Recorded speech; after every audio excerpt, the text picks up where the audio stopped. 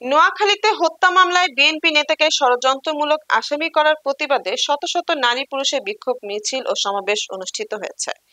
বিস্তারিত থাকছে ফাতেমা আফরোজের প্রতিবেদনে।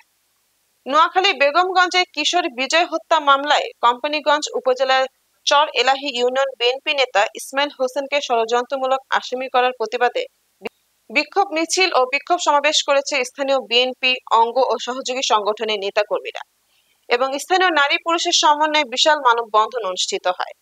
এতে বক্তব্য রাখেন চর এলাহি ইউনিয়ন বিএনপির সাবেক সভাপতি হোসেন মেম্বার, চর এলাহি ইউনিয়ন বিএনপির সাবেক সাধারণ সম্পাদক আবুল খায়েল মাস্টার, চর এলাহি ইউনিয়ন বিএনপির সাংগঠনিক সম্পাদক নুরুল হুদা মাস্টার, কোম্পানীগঞ্জ ওলামা দলের সদস্য সচিব মাওলানা আয়ুব আলী, বিএনপি নেতা মোহাম্মদ ইসমাইল হোসেন সহ অনেক।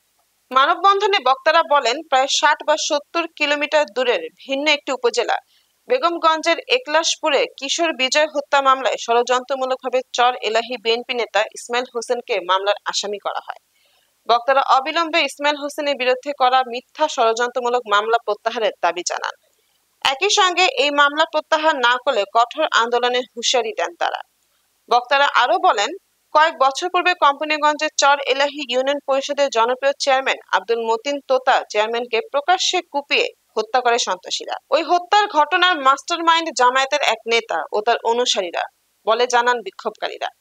উক্ত চেয়ারম্যান তোতা হত্যা মামলার আসামিদের গ্রেফতার না করে উল্টো হত্যা মামলার বাদ তার ছেলে ইসমাইল হোসেনকে মিথ্যা হত্যা মামলায় জড়ানো হয়। বিক্ষোভকারীরা ষড়যন্ত্রকারীর মূল হোতা উপজেলার এক জামায়াত নেতার বিরুদ্ধে ব্যবস্থা নেওয়ার দাবি জানান।